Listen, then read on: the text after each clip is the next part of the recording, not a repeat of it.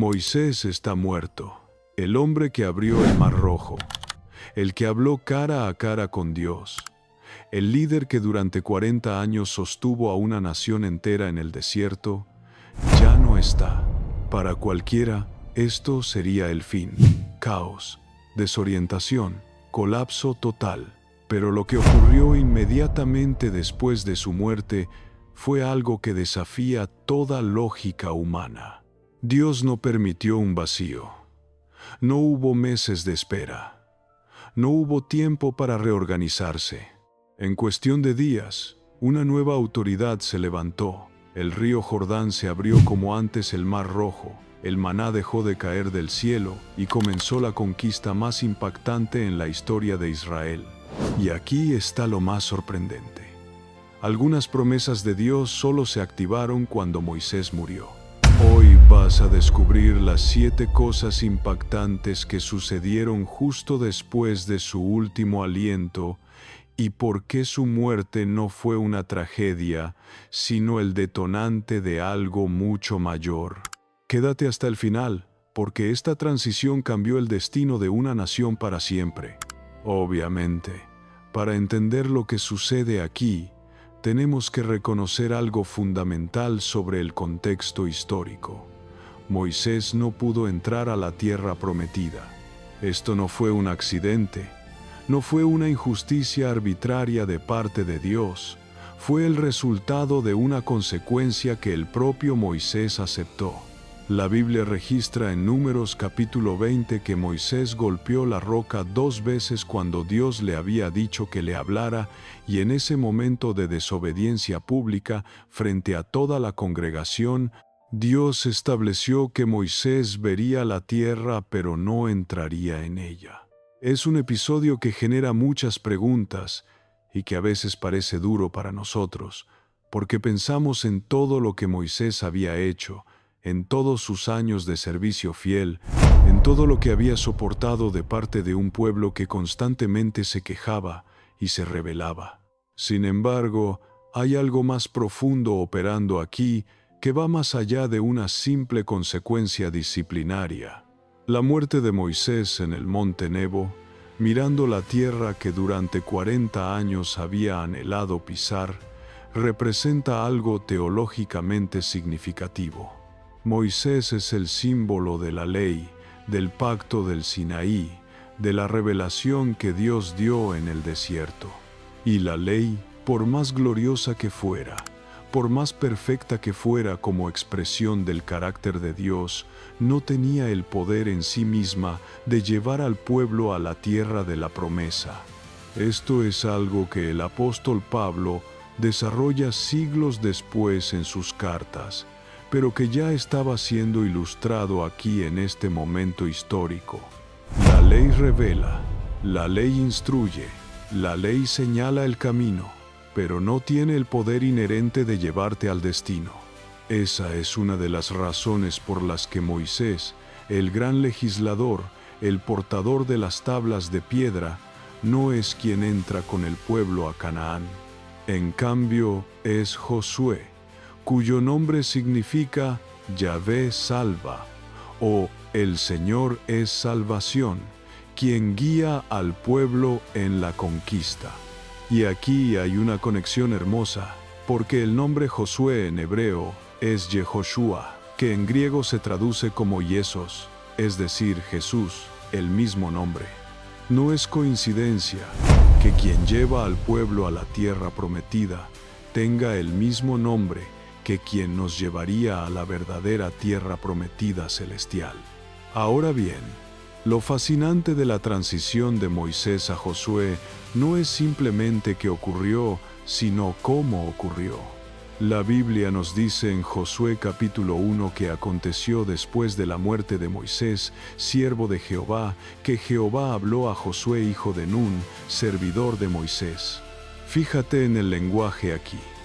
Moisés es llamado siervo de Jehová, lo cual es un título de honor extraordinario, pero Josué es presentado como servidor de Moisés. Hay una jerarquía implícita en estos títulos. Moisés tenía una relación directa con Dios que era única en su generación.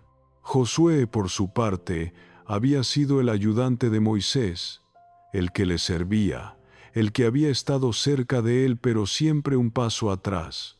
Inclusive cuando Moisés subía al monte a encontrarse con Dios, Josué subía con él, pero solo hasta cierto punto. Cuando todos se alejaban del tabernáculo, Josué se quedaba allí, como si quisiera absorber algo de esa atmósfera de la presencia divina, pero siempre desde la posición de un segundo a bordo. Pero aquí está lo extraordinario.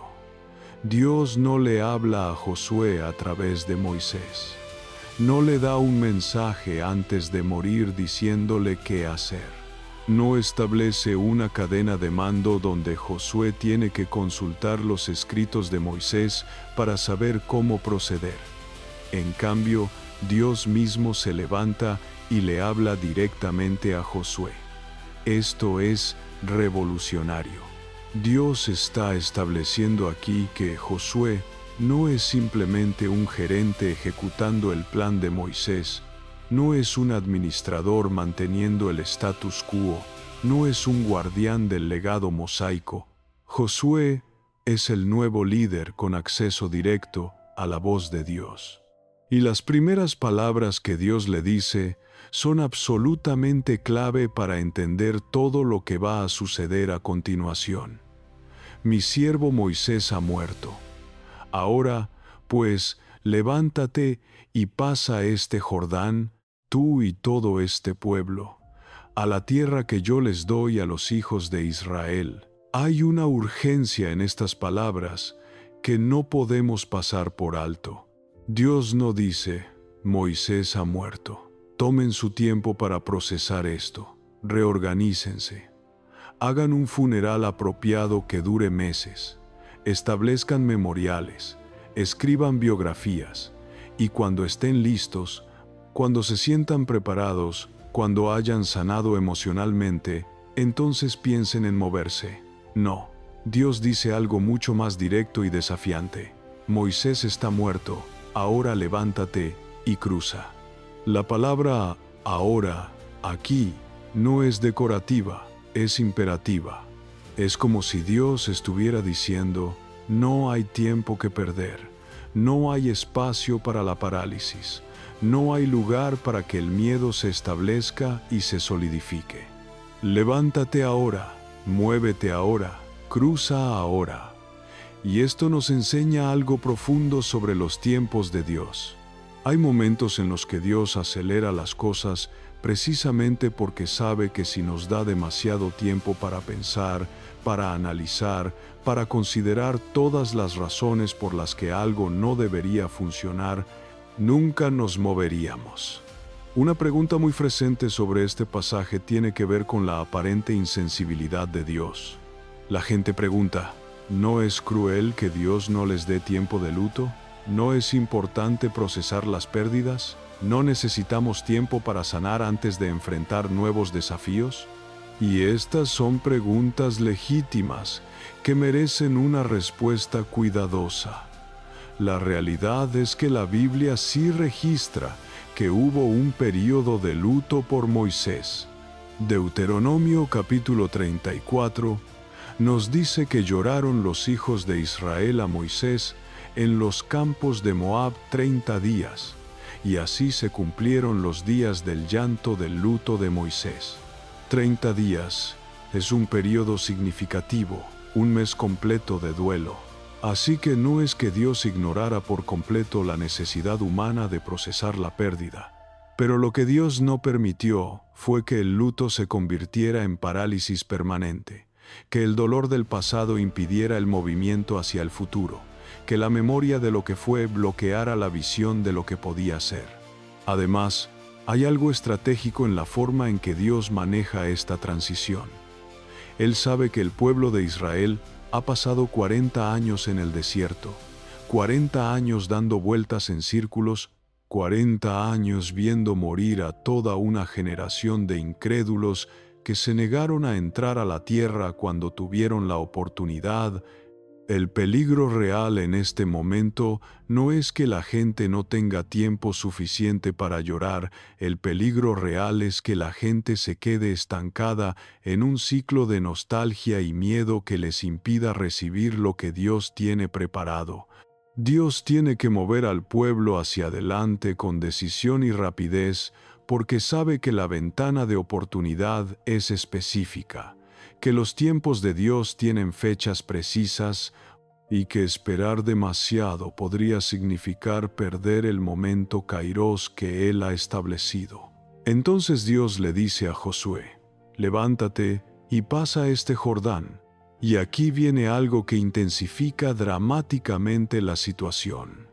El río Jordán, en esos días, no era un arroyo tranquilo que se podía vadear fácilmente. La Biblia nos dice específicamente en Josué capítulo 3 versículo 15 que esto estaba sucediendo en el tiempo de la siega, es decir, en la época de cosecha, que era precisamente cuando el Jordán se desbordaba. El deshielo de las montañas del norte hacía que el río creciera significativamente, convirtiéndose en una barrera formidable. No había puentes, no había botes suficientes para transportar a millones de personas, no había ninguna solución logística humana obvia para cruzar un río en plena crecida con mujeres, niños, ancianos, ganado y todos los pertrechos de un pueblo entero. Así que cuando Dios dice, cruza el Jordán, no está proponiendo algo fácil o cómodo, está demandando fe. Está requiriendo que Josué y el pueblo confíen en Él más allá de lo que sus ojos pueden ver o su lógica puede procesar. Y esto es fundamental para entender cómo opera Dios en los momentos de transición. Dios no espera a que las circunstancias sean perfectas para darnos instrucciones. De hecho, muchas veces Dios da instrucciones precisamente cuando las circunstancias parecen imposibles, porque es en esos momentos cuando nuestra fe tiene que elevarse por encima de nuestra razón, cuando nuestra confianza en Él tiene que superar nuestra confianza en nuestras propias capacidades. Pero Dios no simplemente da la orden y deja a Josué solo para que resuelva cómo cumplirla. Inmediatamente después de decirle que cruce el Jordán, Dios le da una promesa extraordinaria. Yo os he entregado, como lo había dicho a Moisés, todo lugar que pisare la planta de vuestro pie. Esto es tremendo. Dios está diciendo que ya ha entregado la tierra. No dice, entregaré en futuro. Dice, he entregado en pasado. Desde la perspectiva de Dios, la victoria ya está consumada. La tierra ya es de ellos. La conquista ya está asegurada. Todo lo que tienen que hacer es caminar en lo que ya ha sido decretado. Y luego Dios especifica los límites. Desde el desierto y el Líbano hasta el gran río Éufrates, toda la tierra de los heteos hasta el gran mar donde se pone el sol, será vuestro territorio. Esto es importante, porque Dios no está dando una promesa vaga y genérica. Está siendo específico, preciso, detallado. Está diciéndoles exactamente qué territorios les pertenecen, hasta dónde se extiende la promesa, cuáles son los límites de su herencia. Y luego viene una promesa personal para Josué que es absolutamente crucial. Nadie te podrá hacer frente en todos los días de tu vida. Como estuve con Moisés, estaré contigo. No te dejaré, ni te desampararé. Fíjate en lo que Dios está haciendo aquí. Está reconociendo que Josué probablemente tiene miedo, probablemente se siente inadecuado, probablemente se está comparando con Moisés y sintiéndose pequeño. Entonces Dios le asegura que la misma presencia que estuvo con Moisés estará con él. No una presencia menor, no una versión diluida, sino la misma presencia plena y poderosa del Dios viviente. Y aquí viene algo fascinante que muchos pasan por alto. Dios le dice a Josué, 3 veces en este primer capítulo que sea fuerte y valiente. 3 veces en el versículo 6, esfuérzate y sé valiente. En el versículo 7, solamente esfuérzate y sé muy valiente. En el versículo 9, mira que te mando que te esfuerces y seas valiente. No temas ni desmayes. ¿Por qué Dios tiene que repetir esto 3 veces? Porque Dios sabe que Josué tiene miedo. Y aquí está lo hermoso. Dios no descalifica a Josué por tener miedo. No le dice, si tienes miedo es porque no tienes suficiente fe, así que voy a buscar a alguien más valiente que tú. No. Dios reconoce el miedo y le da a Josué el mandato de ser valiente a pesar del miedo, porque el valor no es la ausencia de miedo. El valor es hacer lo que Dios te llama a hacer incluso cuando tienes miedo. Además, Dios conecta esta valentía con algo específico: la obediencia a su palabra. En el versículo 7 Dios dice, solamente esfuérzate y sé muy valiente, para cuidar de hacer conforme a toda la ley que mi siervo Moisés te mandó. No te apartes de ella ni a diestra ni a siniestra, para que seas prosperado en todas las cosas que emprendas. Aquí Dios está estableciendo que la valentía verdadera no es imprudencia o temeridad, no es lanzarse ciegamente a la acción sin guía. La valentía verdadera está enraizada en la obediencia a la palabra de Dios. Y luego en el versículo 8 Dios añade algo más. Nunca se apartará de tu boca este libro de la ley, sino que de día y de noche meditarás en él, para que guardes y hagas conforme a todo lo que en él está escrito. Porque entonces harás prosperar tu camino, y todo te saldrá bien. Esto es revolucionario para su tiempo. Dios no le está diciendo a Josué que confíe solo en su experiencia militar, que dependa únicamente de su habilidad estratégica, que se apoye solamente en el tamaño de su ejército. Dios le está diciendo que su éxito depende de su meditación constante en la palabra de Dios, meditar día y noche, hablar de ella constantemente, permitir que esa palabra amoldee su pensamiento, informe sus decisiones, guíe sus acciones. Y la promesa conectada a esto es extraordinaria. Entonces harás prosperar tu camino y todo te saldrá bien. No es que algunas cosas saldrán bien, no es que tendrás un 50% de éxito. Dios promete que todo saldrá bien cuando la palabra de Dios es el fundamento sobre el cual se toman las decisiones. Ahora bien, Josué recibe estas instrucciones de Dios y ¿qué hace? Inmediatamente actúa. No se toma meses para diseñar un plan estratégico detallado. No convoca a todos los líderes para debates interminables sobre la mejor aproximación. El versículo 10 dice, y Josué mandó a los oficiales del pueblo diciendo, pasad por en medio del campamento y mandad al pueblo diciendo, preparaos comida, porque dentro de 3 días pasaréis el Jordán para entrar a poseer la tierra que Jehová vuestro Dios os da en posesión. 3 días.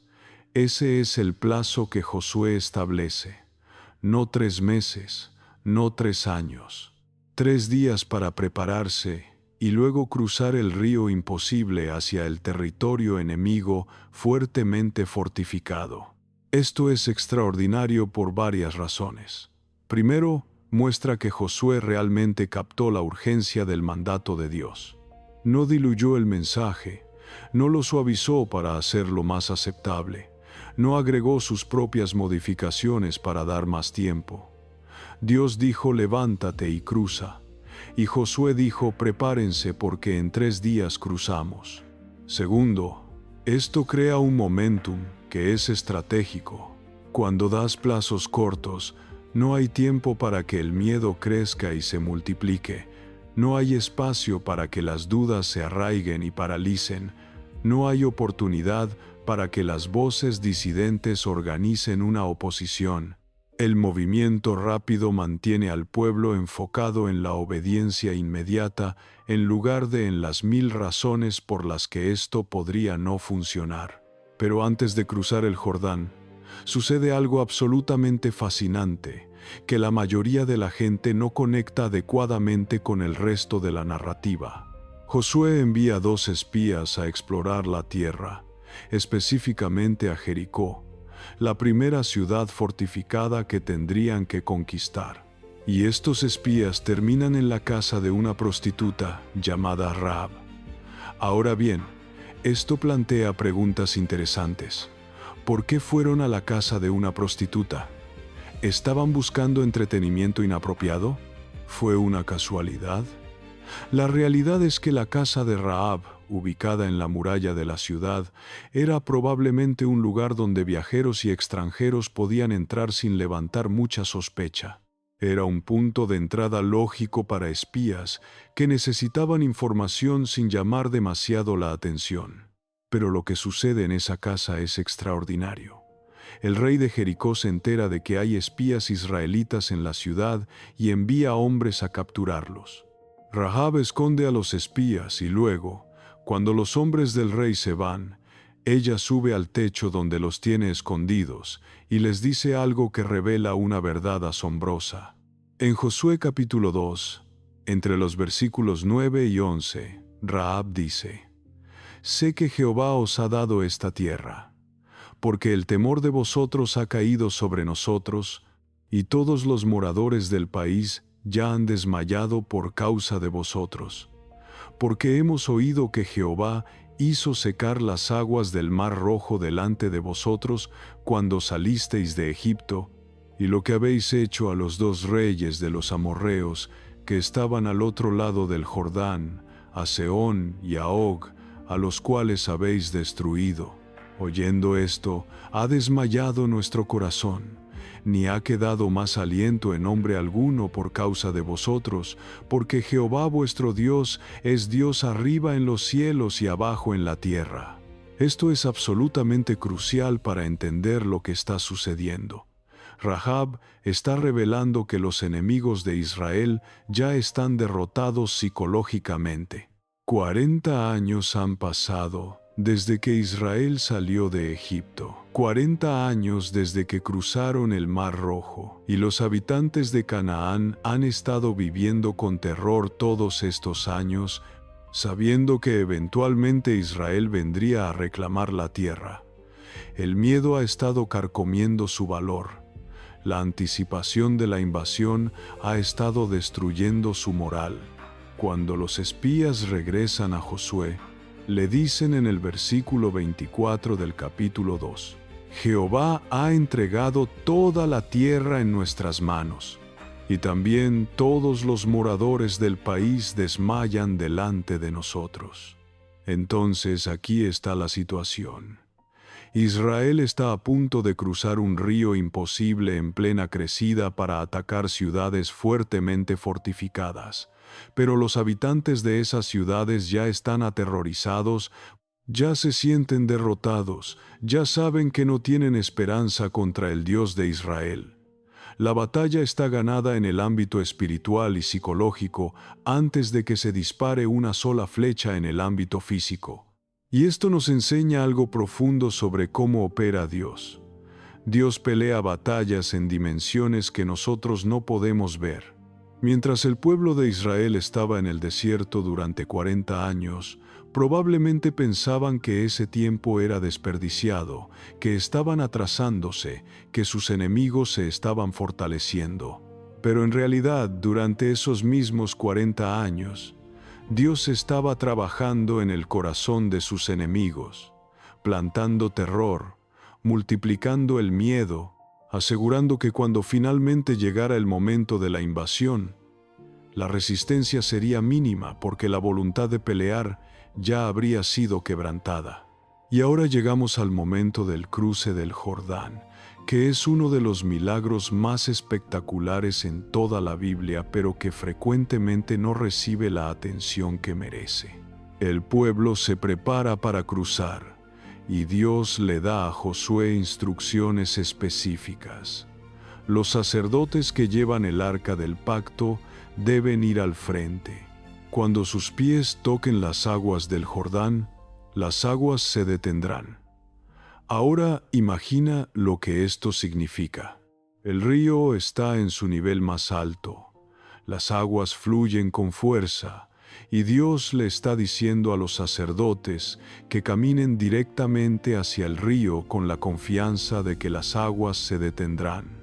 No que se detendrán antes de que ellos lleguen, permitiéndoles caminar sobre tierra seca desde el principio. No, las aguas se detendrán cuando sus pies toquen el agua. Esto requiere fe en acción. Requiere dar el paso hacia lo imposible, confiando en que Dios cumplirá su palabra. Y eso es exactamente lo que sucede. Josué capítulo 3, versículo 15 dice: Cuando los que llevaban el arca entraron en el Jordán, y los pies de los sacerdotes que llevaban el arca fueron mojados a la orilla del agua. Sus pies se mojaron, tuvieron que entrar al agua. Y luego el versículo 16 nos da el detalle del milagro. Las aguas que venían de arriba se detuvieron como en un montón bien lejos de la ciudad de Adam, que está al lado de Zaretán, y las que descendían al mar del Arabá, al mar salado, se acabaron y fueron divididas, y el pueblo pasó enfrente de Jericó. Las aguas se detuvieron a kilómetros de distancia, río arriba, en una ciudad llamada Adam. Esto significa que se formó una muralla de agua contenida milagrosamente mientras todo el pueblo cruzaba. Y lo interesante es, ¿dónde se detuvieron las aguas? En Adán. Hay algo poéticamente profundo aquí.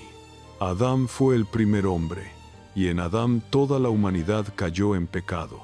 Ahora el pueblo de Dios está cruzando hacia la tierra prometida, y las aguas se detienen en un lugar llamado Adán, como si Dios estuviera diciendo simbólicamente que está deteniendo los efectos de la caída, que está abriendo un camino a través del juicio hacia la restauración y la bendición.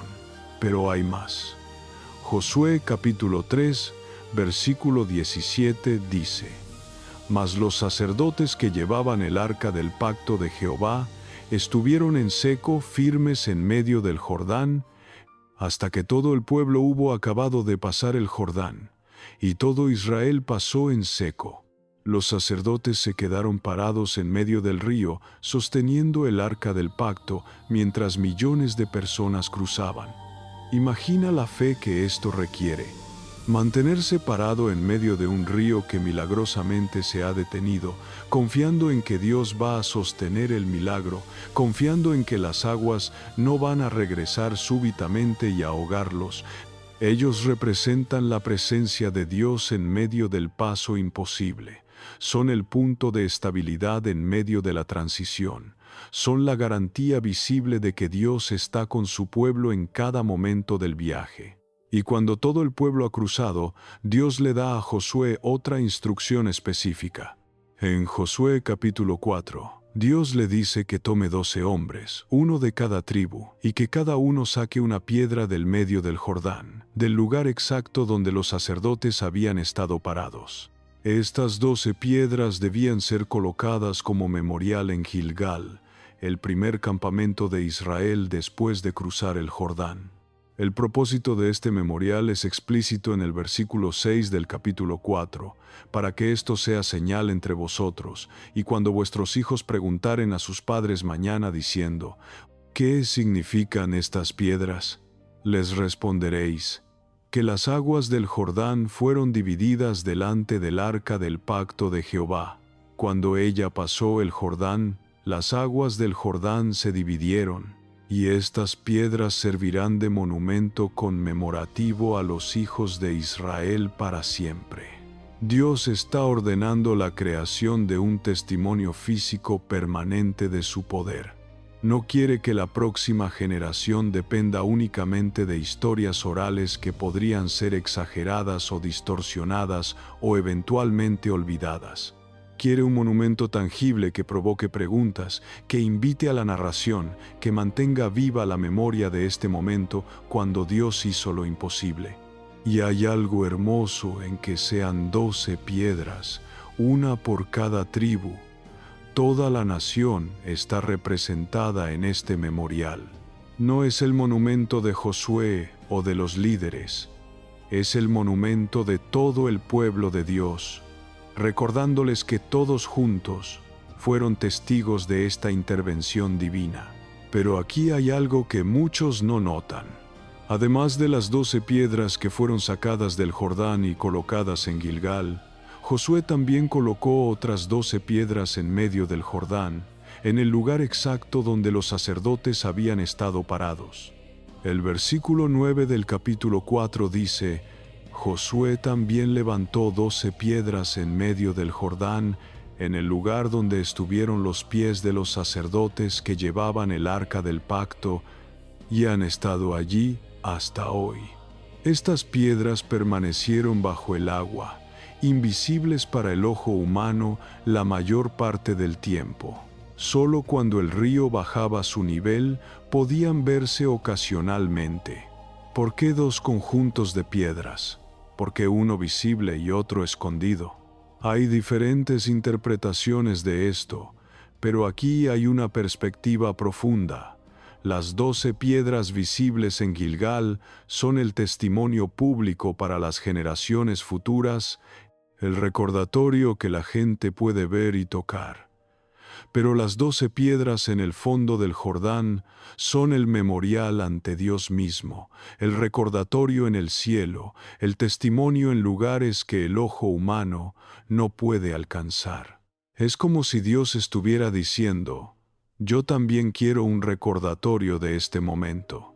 No solo ustedes necesitan recordar lo que hice, yo mismo establezco un memorial de mi fidelidad. Y esto nos enseña algo hermoso. Dios valora tanto estos momentos de intervención que Él mismo establece memoriales de ellos, no solo para nosotros, sino aparentemente también para sí mismo. Después de cruzar el Jordán, el pueblo acampa en Gilgal, y allí suceden varias cosas significativas en rápida sucesión. Primero, Josué circuncida a todos los hombres que habían nacido durante los 40 años en el desierto. La generación que salió de Egipto había sido circuncidada, pero aparentemente durante el tiempo en el desierto, después de la rebelión en Cades Barnea, dejaron de practicar la circuncisión. Ahora, antes de entrar en batalla, Dios exige que renueven el pacto, que vuelvan a identificarse como pueblo del pacto a través de este signo físico. Es importante notar el tiempo de esto. Están en territorio enemigo, vulnerables, y Josué ordena una operación que dejará a todos los hombres incapacitados militarmente por varios días mientras se recuperan. Esto requiere fe tremenda, confianza absoluta en que Dios los protegerá, incluso cuando están en su estado más vulnerable. Y Dios honra esa fe. Ningún enemigo los ataca durante este periodo de vulnerabilidad.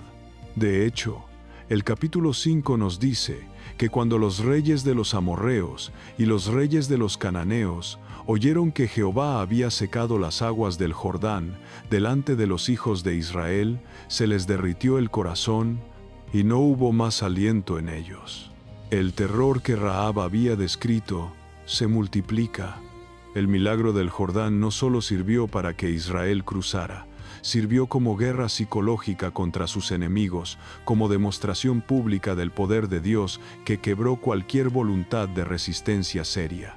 Luego, después de la circuncisión, celebran la Pascua. Es la primera Pascua en la tierra prometida.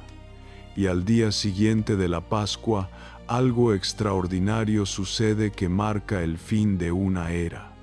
El maná cesa.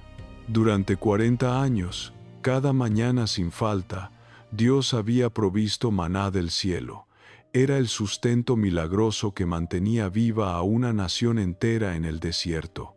Pero ahora, el versículo 12 del capítulo 5 dice: y el maná cesó el día siguiente, desde que comenzaron a comer del fruto de la tierra, y los hijos de Israel nunca más tuvieron maná, sino que comieron de los frutos de la tierra de Canaán aquel año. El cese del maná es profundamente significativo. No es un castigo, es una graduación. Dios estaba diciendo: ya no son un pueblo del desierto que necesita provisión sobrenatural diaria simplemente para sobrevivir. Ahora son un pueblo de conquista que comerá del fruto de la tierra que yo les he dado. Es una transición de supervivencia a abundancia, de dependencia total a colaboración con Dios en el trabajo de cultivar y cosechar. Y hay algo hermoso en el timing. El maná no cesa antes de que entren a la tierra. Espera hasta que comen del fruto de la tierra. Dios no quita su provisión hasta que la nueva provisión está disponible. No hay un vacío, no hay un período de hambre entre el fin del maná y el comienzo de comer del fruto de Canaán. Dios hace la transición suave, asegurándose de que siempre haya provisión. Pero el cese del maná también significa algo más profundo. Representa el fin de la mentalidad del desierto. Durante 40 años, el pueblo había vivido día a día, sin capacidad de acumular, sin posibilidad de planificar a largo plazo, totalmente dependientes de la provisión diaria del cielo. Era una vida de supervivencia, de existencia nómada, de espera constante. Ahora están entrando a una vida de conquista, de establecimiento, de construcción de futuro. Van a tener ciudades, campos, viñas. Van a plantar y cosechar. Van a construir casas y vivir en ellas. Es una transición de existencia temporaria a establecimiento permanente, de mentalidad de refugiado a mentalidad de heredero. Y esta transición no es fácil para mucha gente. Hay personas que se han acostumbrado tanto a la mentalidad del desierto, a la vida de supervivencia, a la existencia de solo aguantar un día más, que cuando Dios quiere moverlos a una vida de abundancia y conquista, se resisten. Prefieren la seguridad predecible del maná diario, por más limitado que sea, a la aventura arriesgada de conquistar tierra y plantar y cosechar. Prefieren la vida conocida del desierto a la vida prometida, pero desconocida de Canaán. Y Dios tiene que forzar la transición a veces. Tiene que cortar el maná, tiene que empujar al pueblo fuera de su zona de comodidad hacia el destino que Él tiene preparado. Ahora, justo cuando Josué está a punto de empezar la campaña militar contra Jericó, sucede algo absolutamente extraordinario, que cambia toda la perspectiva de lo que está a punto de ocurrir. Josué está cerca de Jericó, probablemente haciendo un reconocimiento personal de la ciudad, cuando levanta sus ojos y ve a un hombre frente a él con una espada desenvainada en su mano. Josué, siendo un líder militar experimentado, inmediatamente se acerca y le pregunta la pregunta crítica: ¿eres de los nuestros o de nuestros enemigos? Es la pregunta lógica. Cuando estás a punto de entrar en batalla y ves a un hombre armado, necesitas saber si es amigo o enemigo, si está de tu lado o del lado contrario. Pero la respuesta que recibe es absolutamente fascinante. El hombre no dice: soy de los tuyos, ni dice: soy de tus enemigos. En cambio, dice algo que trasciende completamente la pregunta de Josué. En Josué capítulo 5, versículo 14, él responde: no, mas como príncipe del ejército de Jehová he venido ahora. Y entonces Josué entiende con quién está hablando. No es un soldado humano, no es un ángel ordinario. Este es el comandante del ejército celestial, el líder de las huestes angelicales, y muchos teólogos identifican esta figura como una aparición preencarnada de Cristo mismo, una teofanía, una manifestación visible del Señor antes de su nacimiento en Belén. Y lo que Josué hace a continuación confirma esta interpretación. El versículo 14 dice: Entonces Josué, postrándose sobre su rostro en tierra, le adoró. Josué, el líder de Israel, se postra en adoración, y el comandante del ejército del Señor acepta esta adoración. Si fuera simplemente un ángel creado, habría rechazado la adoración, como vemos que los ángeles hacen en otros pasajes de la Escritura. Pero este comandante la acepta, confirmando su identidad divina. Luego le dice a Josué: Quita el calzado de tus pies, porque el lugar donde estás es santo. Es casi exactamente lo mismo que Dios le dijo a Moisés en la zarza ardiente. Estás en tierra santa, quítate los zapatos. Es un momento de encuentro divino, de revelación sagrada. Y aquí está lo que es absolutamente crucial entender. Esta aparición cambia completamente la perspectiva de todo lo que está a punto de suceder. Josué pensaba que él estaba liderando un ejército humano para conquistar ciudades fortificadas. Pero el comandante del ejército del Señor viene a revelarle que hay un ejército mucho más grande operando, un ejército celestial que está involucrado en esta batalla, y que el verdadero comandante de esta campaña militar no es Josué, es el Señor mismo. Josué no está liderando la conquista de Canaán con Dios como su ayudante. Dios está liderando la conquista de Canaán, y Josué es su teniente terrestre. Esto es transformador. Cuando Josué hizo esa pregunta inicial, ¿eres de los nuestros o de nuestros enemigos?, estaba operando desde la perspectiva equivocada. Estaba asumiendo que había dos bandos, Israel y sus enemigos, y que este guerrero tenía que estar en uno u otro. Pero el comandante le responde no, rechazando completamente esa dicotomía. No es que Dios está del lado de Israel, es que Israel necesita estar del lado de Dios. No es que Dios ha venido a ayudar a Israel en su guerra, es que Israel ha sido invitado a participar en la guerra de Dios. La pregunta no es si Dios está de nuestro lado, la pregunta es si nosotros estamos del lado de Dios. Y esto tiene implicaciones enormes para cómo entendemos no solo la conquista de Canaán, sino todo conflicto espiritual. Tendemos a reclutar a Dios para nuestras causas, pedirle que bendiga nuestros planes, esperando que se una a nuestras agendas. Pero Dios no funciona así. Dios tiene su propia agenda, su propio plan, su propia guerra que está peleando. Y la invitación que nos hace es a unirnos a Él, no a que Él se una a nosotros. Cuando oramos, hágase tu voluntad.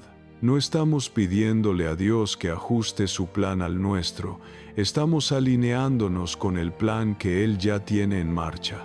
Después de este encuentro, Josué está listo para atacar Jericó con una perspectiva completamente nueva.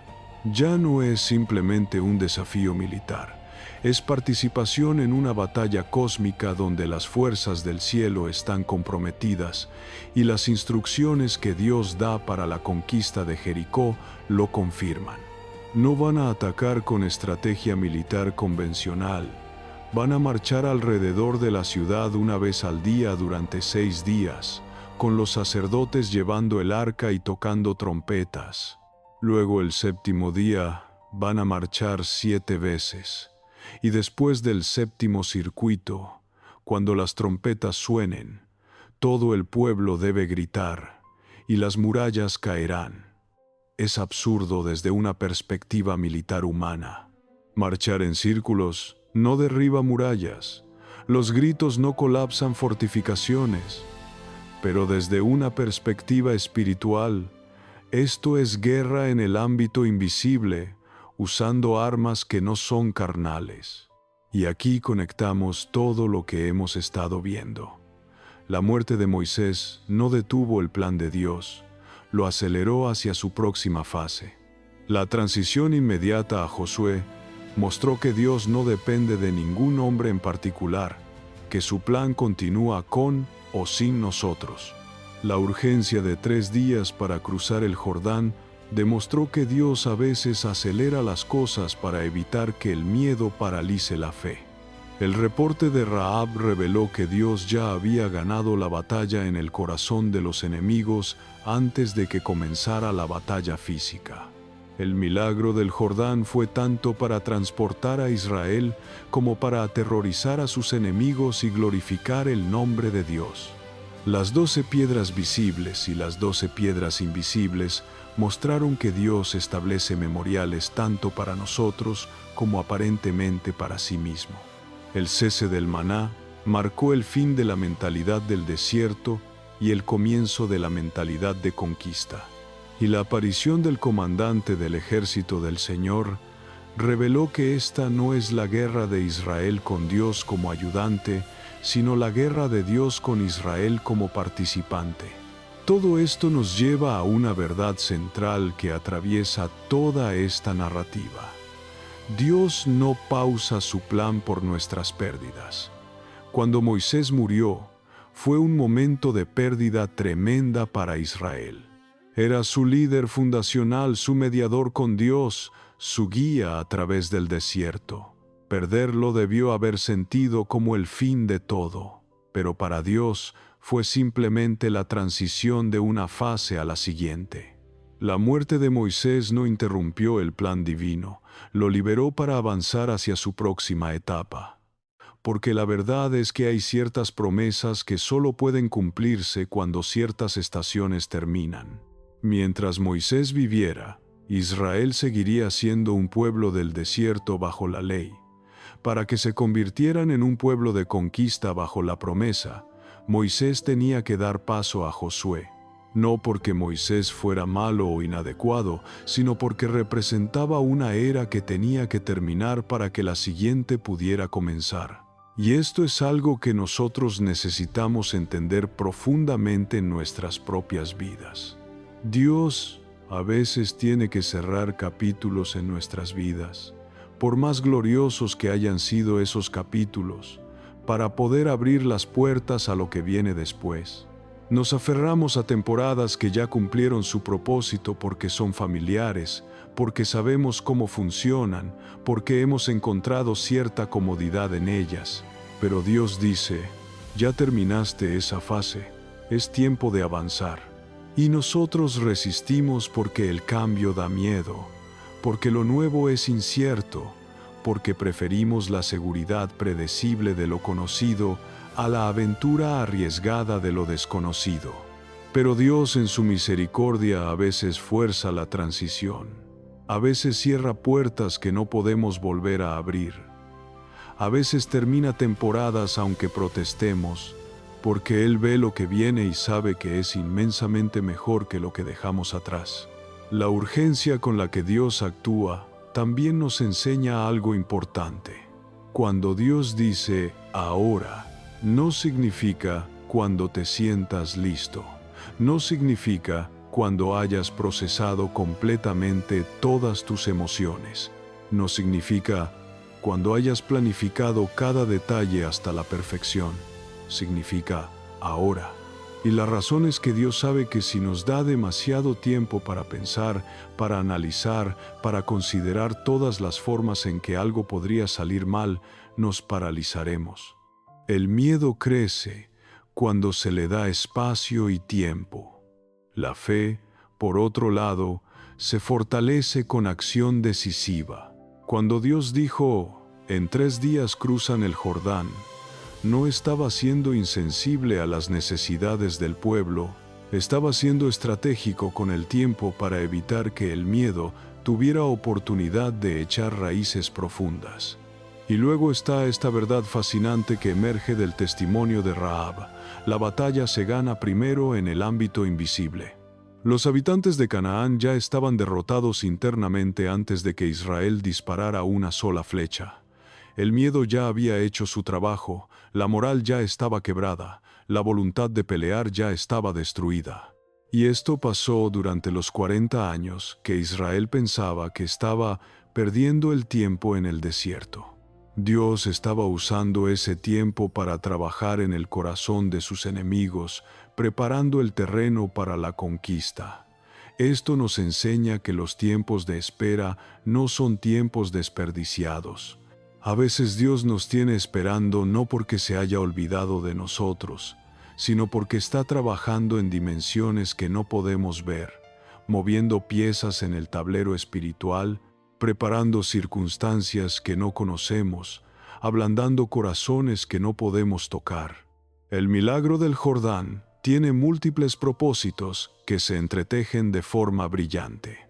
Primero, obviamente, permite que Israel cruce hacia la tierra prometida. Sin este milagro no habrían podido entrar con todo el pueblo, el ganado, los pertrechos.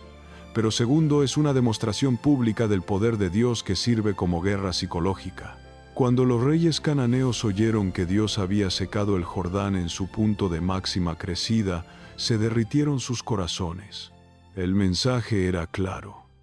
El Dios de Israel controla la naturaleza misma. No hay esperanza de derrotarlo. Y tercero, es una confirmación para Josué. Dios le había dicho que estaría con él como estuvo con Moisés, y ahora hace un milagro de magnitud similar al Mar Rojo, estableciendo ante todo el pueblo que Josué realmente tiene la presencia y el respaldo divino. Las 12 piedras establecen un principio crucial. Dios valora los memoriales. No quiere que olvidemos lo que ha hecho. Las generaciones futuras necesitan saber que hubo un momento cuando Dios abrió un río en plena crecida, cuando hizo lo que era absolutamente imposible desde una perspectiva natural. Y el hecho de que haya 12 piedras visibles en Gilgal y 12 piedras escondidas en el fondo del Jordán, nos enseña que Dios tiene testimonios públicos para la tierra y testimonios privados para el cielo.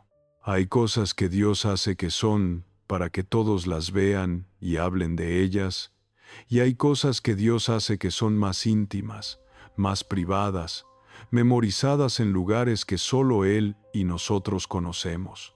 El cese del maná marca una transición de mentalidad que es absolutamente crucial. La vida del desierto era una vida de supervivencia día a día, de dependencia total en la provisión milagrosa diaria. No había forma de acumular, no había posibilidad de planificar a largo plazo. Era una existencia de refugiado, de nómada, de persona sin hogar permanente. Pero la vida en Canaán sería diferente. Tendrían campos para cultivar, viñas para plantar, casas para construir, ciudades para habitar. Podrían planificar a futuro, podrían establecerse, podrían crear legado. Y Dios marca esta transición cortando el maná. Es como un padre que le quita las ruedas de entrenamiento a la bicicleta de su hijo. No es crueldad, es progresión. No es abandono, es promoción. Ya no eres un niño que necesita esto. Eres maduro para el siguiente nivel. Y esto es algo que muchos de nosotros resistimos ferozmente. Nos acostumbramos a la mentalidad del desierto, donde Dios provee milagrosamente cada día, pero no avanzamos hacia ningún destino. Preferimos la seguridad de la provisión diaria predecible a la aventura de conquistar territorio y establecernos en la promesa, porque la mentalidad del desierto, aunque limitante, es cómoda. No requiere que tomemos grandes riesgos, no requiere que peleemos batallas, no requiere que construyamos nada permanente. Solo requiere que sobrevivamos un día más.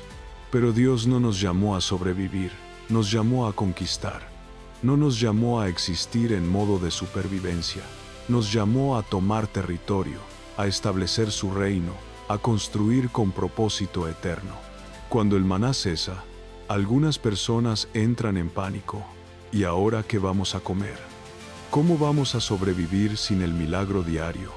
Pero Dios ya había provisto la respuesta. Van a comer del fruto de la tierra de Canaán. Van a comer de la abundancia de la promesa.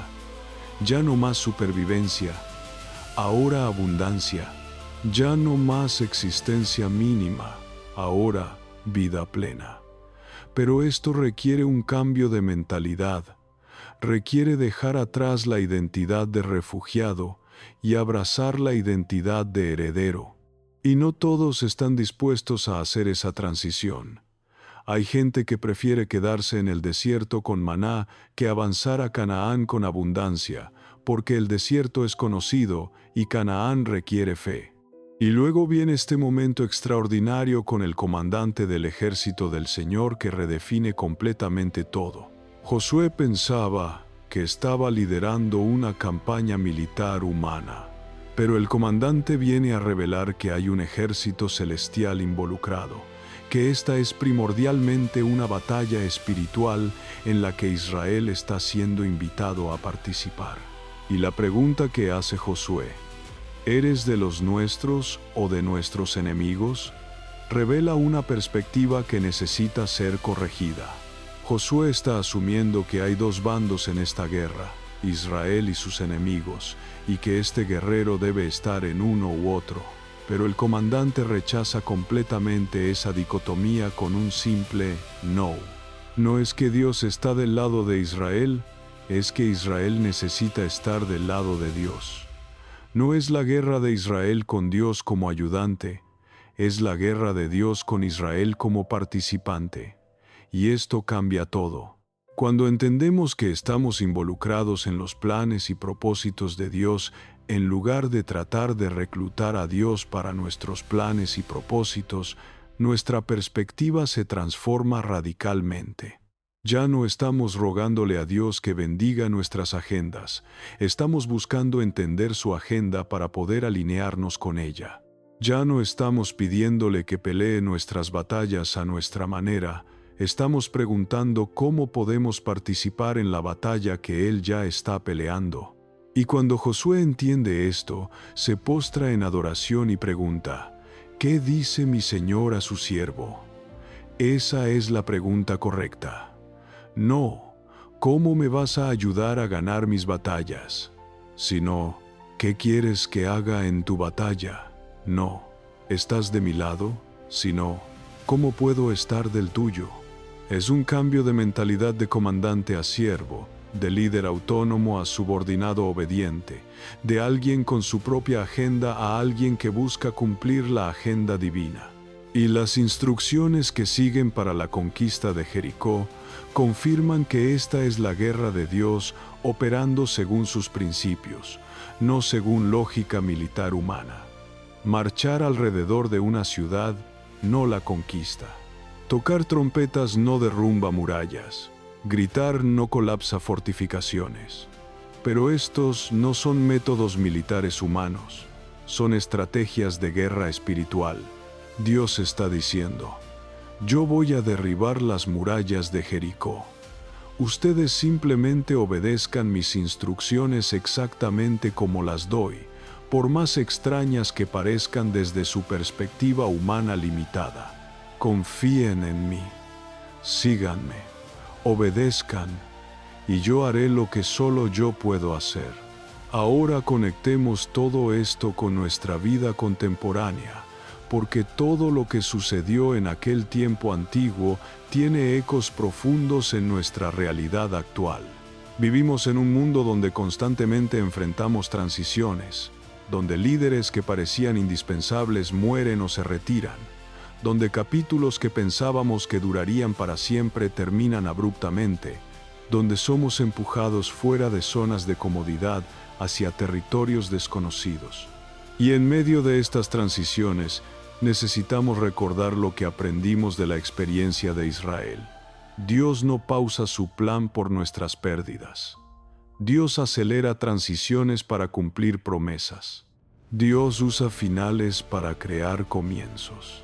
Jesús mismo habló sobre tiempos de transición y cambio cuando advirtió sobre los últimos días. En Mateo capítulo 24, Jesús describió un período de grandes trastornos, de cambios dramáticos, de cosas que parecían estables siendo sacudidas. Y en medio de esa descripción, dijo algo crucial en el versículo 12. Y por haberse multiplicado la maldad, el amor de muchos se enfriará.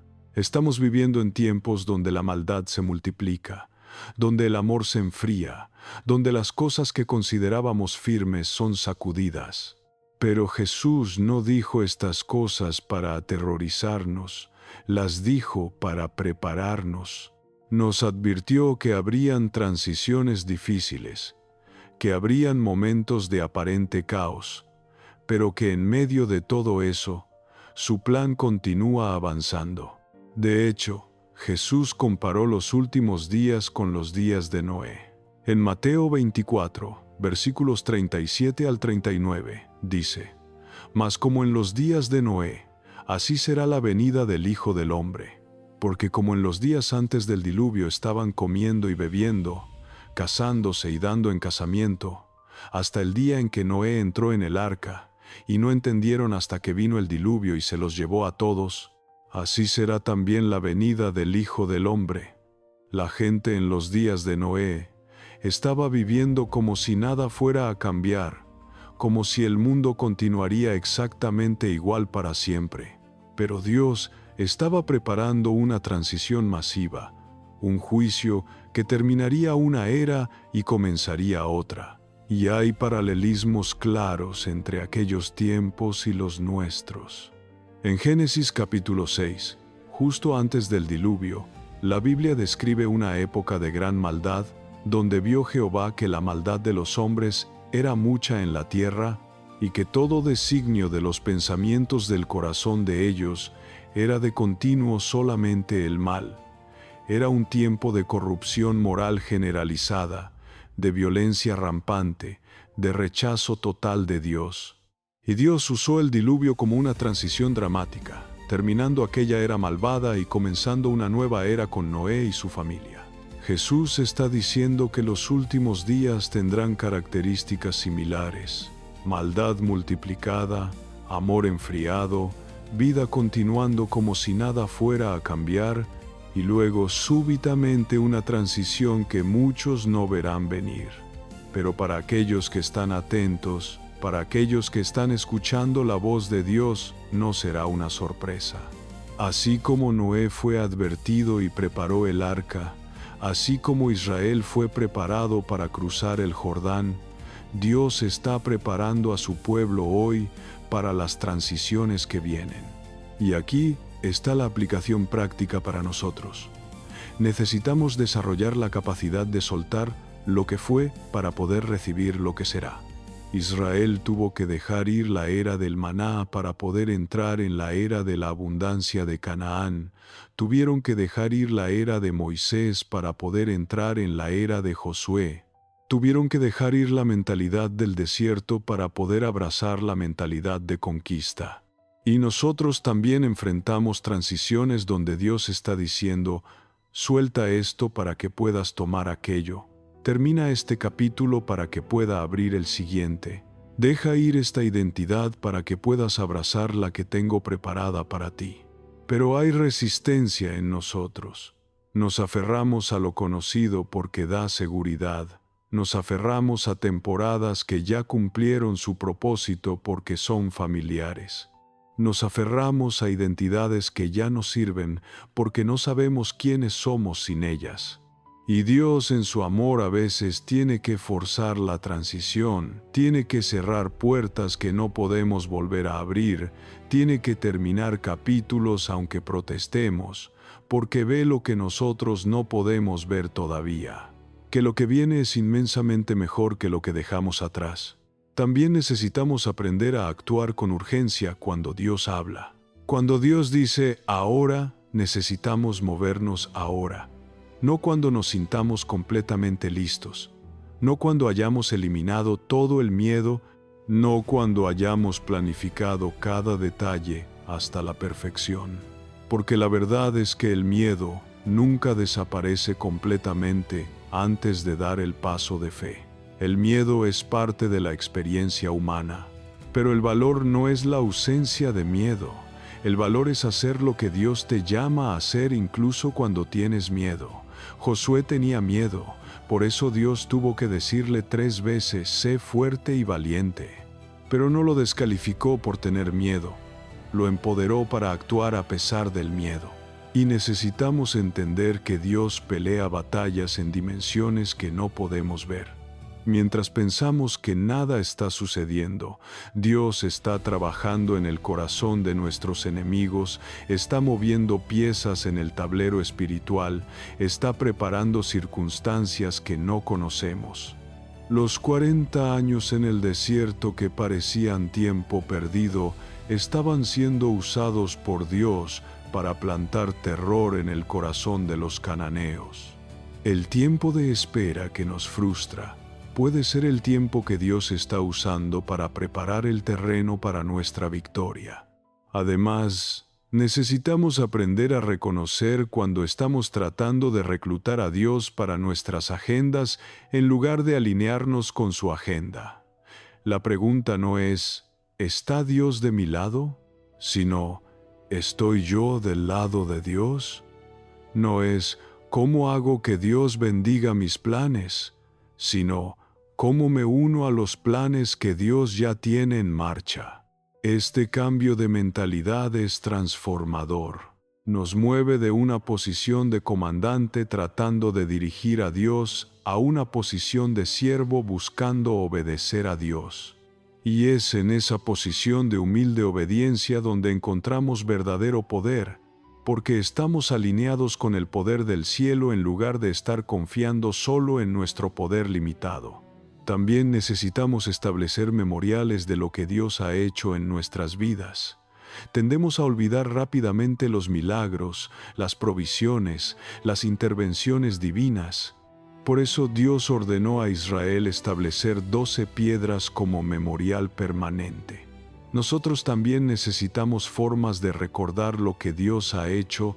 Puede ser un diario donde escribimos las respuestas a oración, puede ser objetos que guardamos que nos recuerdan momentos clave, puede ser tradiciones familiares que cuentan historias de la fidelidad de Dios. Lo que sea que funcione para nosotros, pero necesitamos algo que nos ayude a recordar, especialmente para que cuando vengan tiempos difíciles en el futuro, podamos mirar atrás y decir, Dios fue fiel antes, será fiel otra vez. Y finalmente, necesitamos estar dispuestos a dejar atrás la mentalidad de supervivencia y abrazar la mentalidad de conquista. Muchos cristianos viven en modo de supervivencia espiritual, apenas aguantando un día más, simplemente tratando de no pecar demasiado, de no perder su fe, de mantenerse a flote. Pero Dios no nos llamó a sobrevivir, nos llamó a conquistar. No nos llamó a defendernos eternamente de los ataques del enemigo. Nos llamó a avanzar territorio del reino, a ser discípulos de todas las naciones, a ser sal y luz en un mundo oscuro, a transformar cultura, a impactar sociedades. El maná era suficiente para supervivencia, pero no para abundancia. Dios quiere movernos de supervivencia a abundancia, de mentalidad de refugiado a mentalidad de heredero, de identidad de víctima a identidad de vencedor. Pero este movimiento requiere cambio, requiere dejar ir seguridades conocidas, requiere dar pasos de fe hacia lo desconocido, y no todos están dispuestos a hacer ese viaje.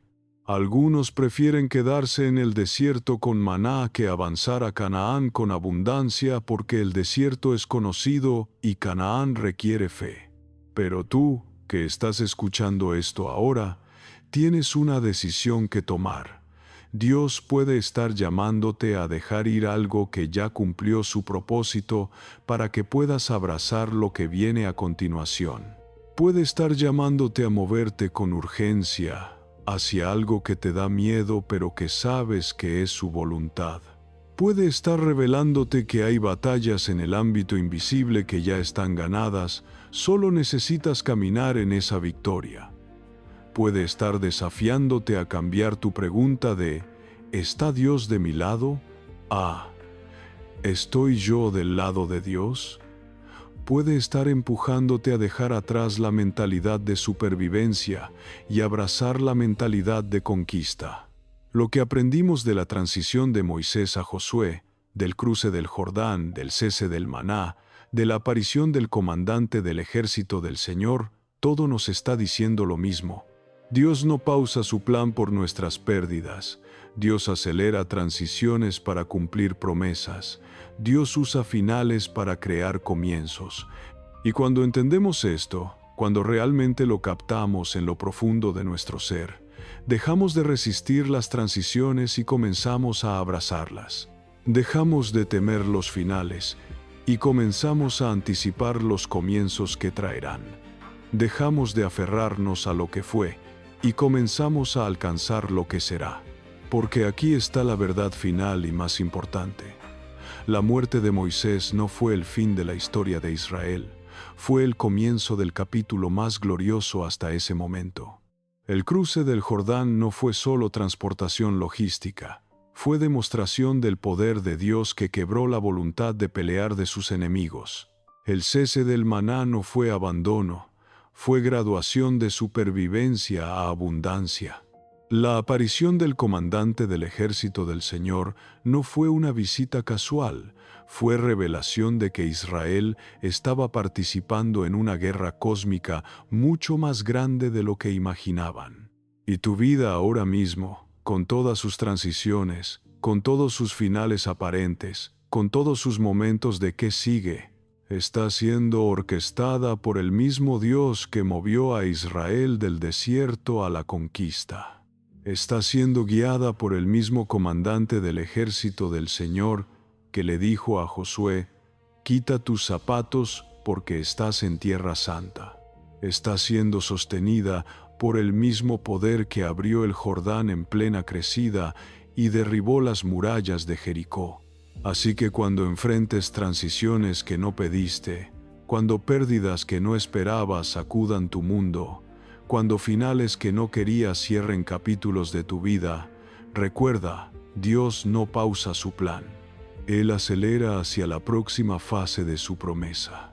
Y si estás dispuesto a soltar lo que fue, si estás dispuesto a moverte con urgencia, cuando Él dice, ahora, si estás dispuesto a alinearte con su agenda en lugar de tratar de reclutar a Dios para la tuya, si estás dispuesto a dejar la mentalidad del desierto y abrazar la mentalidad de conquista, entonces estás a punto de entrar en el capítulo más extraordinario de tu vida hasta ahora, porque las mejores promesas de Dios a menudo solo pueden cumplirse cuando las temporadas anteriores terminan. La tierra prometida estaba esperando, pero Israel no podía entrar mientras viviera en mentalidad del desierto, mientras dependiera del maná diario, mientras Moisés el legislador fuera su líder. Necesitaban a Josué el conquistador, necesitaban dejar el maná y comer del fruto de la tierra, necesitaban cruzar el Jordán hacia un territorio completamente nuevo, y lo mismo es verdad para ti. Hay promesas en tu vida que están esperando, territorios que Dios ya te ha dado pero que todavía no has pisado, victorias que ya están decretadas en el cielo pero que todavía no has caminado en la tierra. Y lo único que las está retrasando es tu disposición a dejar ir lo viejo y abrazar lo nuevo, a terminar los capítulos que necesitan terminar para que los nuevos capítulos puedan comenzar, a moverte de supervivencia a conquista, de refugiado a heredero, de víctima a vencedor.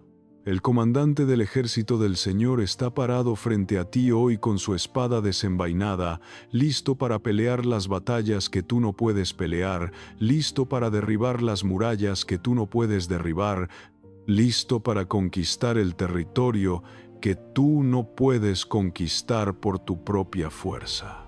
Pero necesita que tú te postres en adoración, que te quites los zapatos reconociendo que estás en tierra santa, que cambies tu pregunta de ¿estás de mi lado?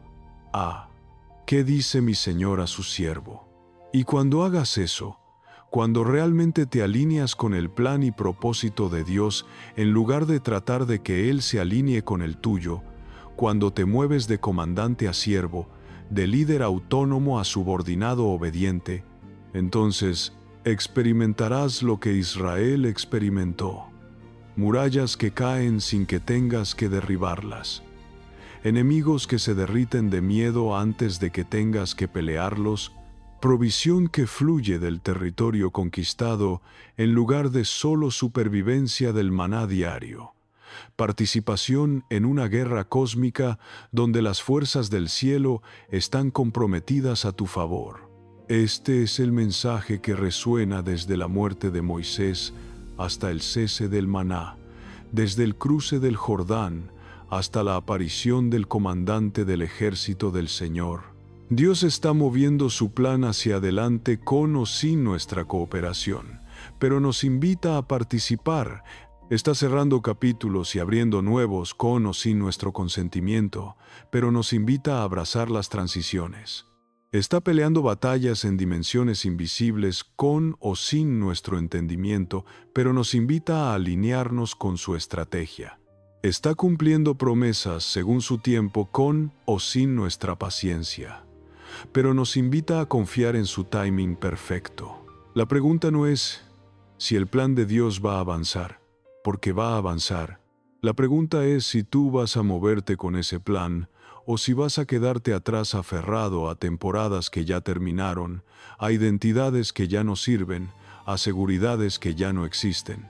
La pregunta es si vas a cruzar tu Jordán cuando Dios dice ahora, o si vas a retroceder al desierto, porque el río está en plena crecida y parece imposible. La pregunta es si vas a dejar que el maná cese y comenzar a comer del fruto de tu tierra prometida, o si vas a resistir la transición porque prefieres la seguridad predecible del desierto a la aventura arriesgada de Canaán. Y aquí está la realidad final. Las transiciones que más resistimos son frecuentemente las que nos llevan a las bendiciones más grandes. Israel resistió entrar a Canaán 40 años antes y perdieron una generación entera dando vueltas en el desierto. Pero cuando finalmente cruzaron bajo Josué, descubrieron que la tierra realmente fluía leche y miel, que las promesas de Dios eran verdaderas, que valía la pena todo el riesgo de cruzar el río imposible hacia el territorio desconocido. Así que ahora, en este momento, tienes una decisión que tomar. Cuando Dios te diga, levántate y cruza, ¿vas a moverte con urgencia o vas a posponer?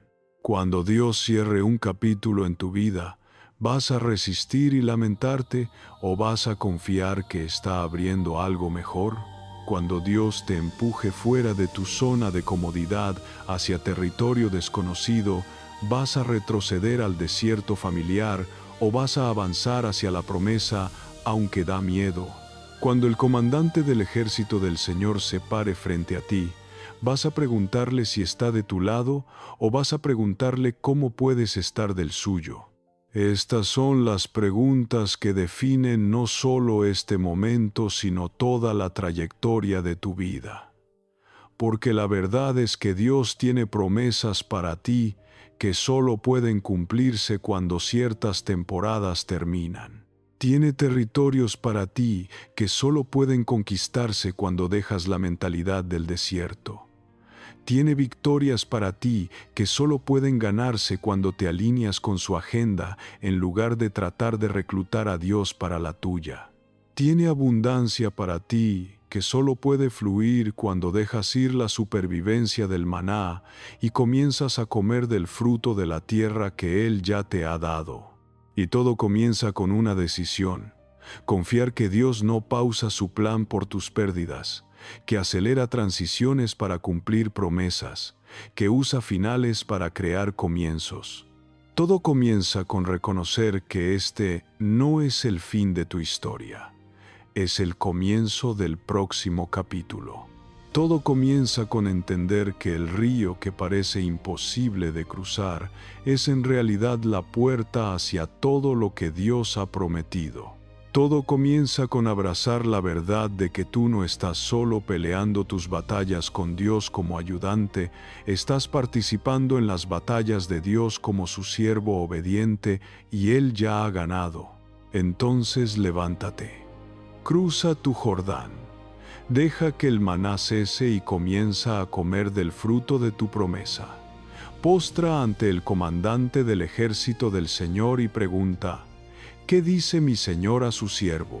Y prepárate, porque cuando Dios te mueve de una temporada a la siguiente, cuando acelera tu transición hacia el cumplimiento de su promesa, cuando te saca del desierto de supervivencia y te lleva a Canaán de conquista, lo que experimentarás será más glorioso, más poderoso, más abundante de lo que jamás imaginaste era posible.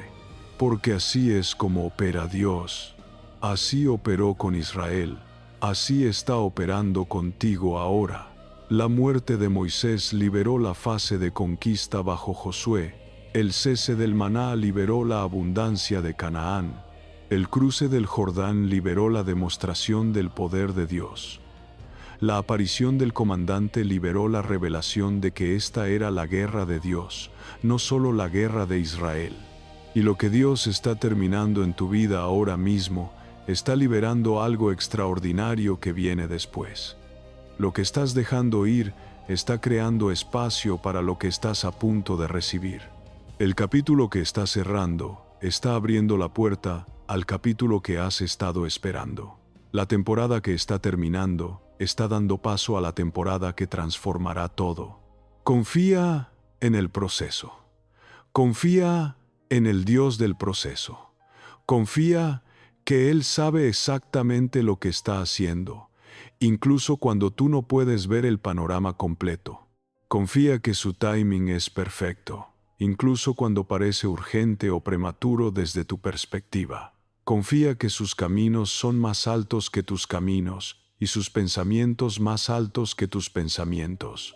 Y sobre todo, confía que la misma presencia que estuvo con Moisés, la misma presencia que estuvo con Josué, la misma presencia que abrió el Mar Rojo y el Jordán, la misma presencia que derribó las murallas de Jericó, esa misma presencia está contigo ahora, guiándote, sosteniéndote, moviéndote hacia el cumplimiento de todas las promesas que Dios ha hablado sobre tu vida. Porque la realidad es que estamos viviendo en un momento histórico donde las transiciones se están acelerando dramáticamente.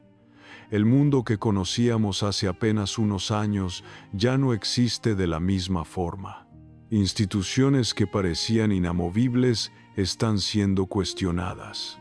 Estructuras que parecían permanentes están siendo sacudidas. Certezas que dábamos por sentadas están siendo desafiadas. Y en medio de todo este torbellino de cambio, los hijos de Dios necesitan entender que no estamos a la deriva en un mar de caos sin propósito. Estamos en transición divina. Estamos siendo movidos de una era a otra. Estamos siendo preparados para algo que requiere que dejemos ir lo que fue para poder abrazar lo que será. Y aquí está algo que necesitamos captar con urgencia. La generación que salió de Egipto no fue la generación que entró a Canaán. Toda aquella generación de adultos que había visto las plagas sobre Egipto, que había cruzado el Mar Rojo, que había estado al pie del monte Sinaí cuando Dios descendió en fuego, toda esa generación murió en el desierto. ¿Por qué? Porque cuando llegaron a Cades Barnea y los espías trajeron el reporte de la tierra, 10 de los 12 espías dijeron que era imposible conquistarla. Había gigantes, había ciudades fortificadas, había ejércitos poderosos, y aunque 2 espías, Josué y Caleb, dijeron que sí podían tomarla porque Dios estaba con ellos, el pueblo escuchó a la mayoría. Escucharon a los 10 en lugar de a los 2. Escucharon el reporte del miedo en lugar del reporte de la fe. Y esa decisión les costó 40 años. Una generación entera perdió su oportunidad de entrar a la promesa porque cuando llegó el momento de cruzar de la supervivencia a la conquista, escogieron quedarse con lo conocido. Prefirieron el desierto familiar al territorio prometido desconocido. Escogieron seguridad sobre destino, y Dios les dio lo que escogieron. Les permitió vivir el resto de sus vidas en el desierto, dando vueltas en círculos, viendo el mismo paisaje árido día tras día, año tras año, hasta que todos murieron. Nunca vieron el cumplimiento de la promesa. Nunca pisaron la tierra que fluía leche y miel. Nunca experimentaron la abundancia que Dios tenía preparada para ellos. Pero sus hijos sí entraron. La generación que nació en el desierto, que creció escuchando las historias de Egipto, pero que nunca lo había visto, que había sido formada en el desierto, pero que no tenía apego a Egipto, esa generación estaba lista para conquistar. Y esto nos enseña algo crucial. Dios cumplirá sus promesas con o sin nosotros.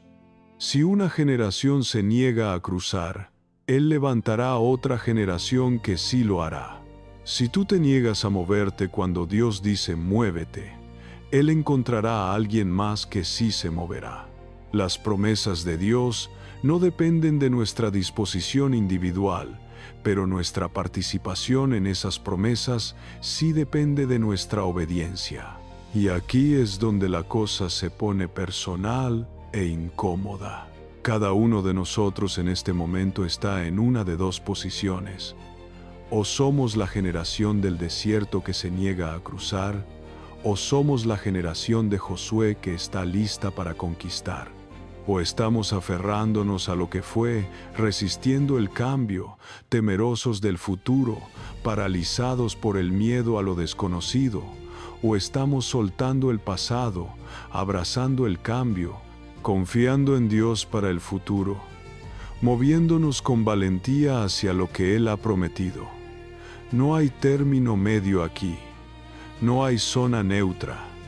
O cruzas o te quedas, o avanzas o retrocedes, o confías o dudas. Y la decisión que tomes ahora determinará si experimentas el cumplimiento de las promesas de Dios en tu vida o si pasas el resto de tus días dando vueltas en círculos en tu propio desierto personal, viendo a otros entrar a lo que tú rechazaste. Porque Dios no forzará a nadie a entrar a su destino. Él invita, Él llama, Él abre puertas, Él prepara el camino, pero al final tienes que decidir si vas a dar el paso o no. Tienes que decidir si vas a mojar tus pies en las aguas del Jordán confiando que Dios las detendrá, o si vas a quedarte en la orilla diciendo que es demasiado arriesgado, demasiado peligroso, demasiado incierto. Y déjame decirte algo sobre los gigantes que enfrentarás cuando cruces hacia tu promesa. Rahab reveló que los gigantes ya estaban aterrorizados. Los enemigos que parecían invencibles ya habían perdido la voluntad de pelear. Las murallas que parecían impenetrables ya estaban condenadas a caer, porque Dios había estado trabajando en el corazón de los enemigos durante todos esos años en el desierto. Lo que parecía tiempo perdido era en realidad tiempo de preparación divina. Dios estaba ablandando al enemigo, estaba plantando miedo en sus corazones, estaba asegurando que cuando finalmente llegara el momento de la invasión, la batalla ya estaría medio ganada. Y lo mismo es verdad para los gigantes en tu vida. Esas cosas que te parecen imposibles de vencer, esos obstáculos que te parecen insuperables, esos enemigos que te parecen invencibles, ya están siendo trabajados por Dios en dimensiones que tú no puedes ver. Mientras tú estás esperando, Dios está obrando. Mientras tú estás preparándote, Dios está ablandando a tus enemigos. Mientras tú estás preguntándote si alguna vez verás el cumplimiento de la promesa, Dios está orquestando circunstancias, está moviendo piezas en el tablero espiritual, está preparando el terreno para tu victoria. Pero tienes que cruzar, tienes que dar el paso, tienes que mojar tus pies en las aguas del Jordán. Porque el milagro no sucede antes de que des el paso de fe, el milagro sucede cuando das el paso de fe. Las aguas del Jordán no se detuvieron antes de que los pies de los sacerdotes tocaran el agua, se detuvieron cuando tocaron el agua. Dios espera tu movimiento de fe antes de liberar su poder milagroso, no al revés. Nosotros queremos que Dios haga el milagro primero para que luego nosotros creamos y obedezcamos. Pero Dios dice, obedece primero Cree primero, muévete primero, y entonces verás mi poder manifestado. Y cuando cruces, cuando finalmente des ese paso de fe que has estado posponiendo, descubrirás algo extraordinario, que Dios ya había hecho la mayor parte del trabajo, que la victoria ya estaba asegurada, que los enemigos ya estaban derrotados, que las promesas ya estaban cumplidas en el ámbito espiritual, solo necesitaban ser caminadas en el ámbito natural, porque así opera el reino de Dios. Las cosas se decretan en el cielo antes de manifestarse en la tierra. Las batallas se ganan en el ámbito invisible antes de pelearse en el ámbito visible. Las promesas se establecen en la eternidad antes de cumplirse en el tiempo. Por eso es tan importante entender que esta no es tu guerra, es la guerra de Dios. Cuando el comandante del ejército del Señor se apareció a Josué, no vino a ofrecerse como ayudante de Josué. Vino a revelar que Josué era su ayudante. La guerra no era de Israel con Dios proveyendo apoyo, la guerra era de Dios con Israel proveyendo participación. Y cuando entiendes esto, cuando realmente lo captas, toda la presión cambia. Ya no estás tratando de ganar batallas con tus propias fuerzas esperando que Dios te ayude un poco. Estás participando en batallas que Dios ya está ganando, simplemente siguiendo sus instrucciones, obedeciendo sus mandatos, alineándote con su estrategia. Y esto libera una paz sobrenatural en medio de circunstancias que de otra manera serían abrumadoras. Cuando sabes que Dios está peleando por ti, cuando sabes que el comandante del ejército celestial está comprometido con tu victoria, cuando sabes que hay fuerzas angelicales operando en tu favor en dimensiones que no puedes ver, entonces puedes descansar incluso en medio de la batalla. Puedes tener paz incluso cuando las circunstancias sugieren que deberías estar en pánico.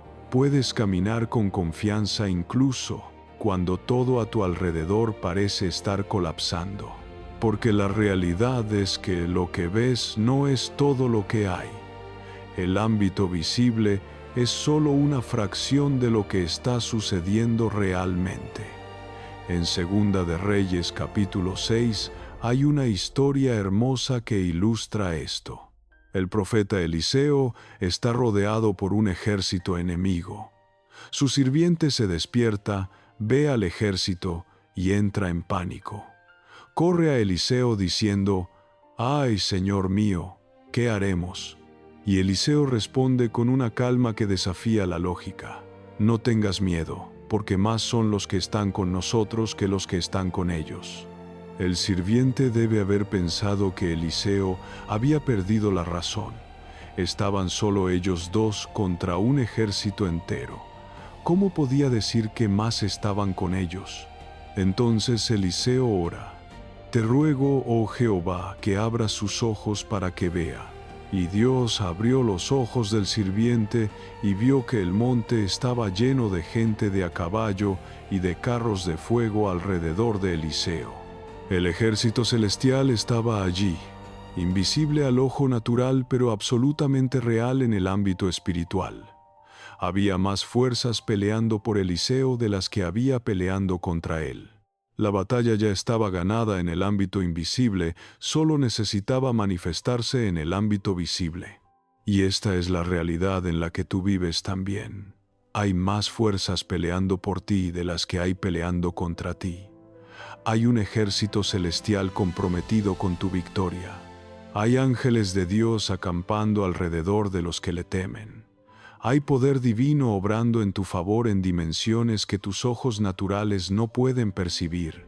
Y cuando Dios abre tus ojos espirituales para ver esta realidad, cuando captas que no estás solo en esta batalla, que no estás dependiendo únicamente de tu propia fuerza y habilidad, que hay recursos sobrenaturales disponibles para ti, entonces todo cambia.